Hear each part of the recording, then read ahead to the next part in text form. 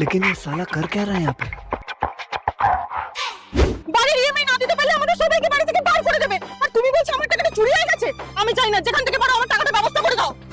মালিক একটু সাইডে চলো তো। দাঁড়াও 2 মিনিট আসছি। কি হয়েছে বল। মালিক একটা উপায় তো আছে, কিন্তু তুমি করতে পারবে? চুরি হয়ে গেছে না, দেখ তোর বয়ফ্রেন্ড নিজেই টাকাটা খরচা করে দিয়েছে।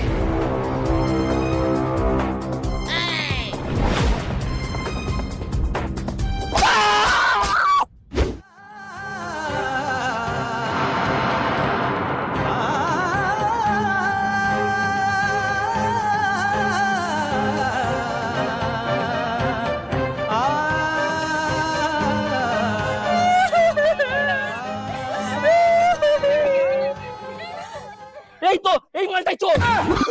এই ধরো ধরো, তোমার পয়সা পরে একটা প্ল্যান আছে। শোনো,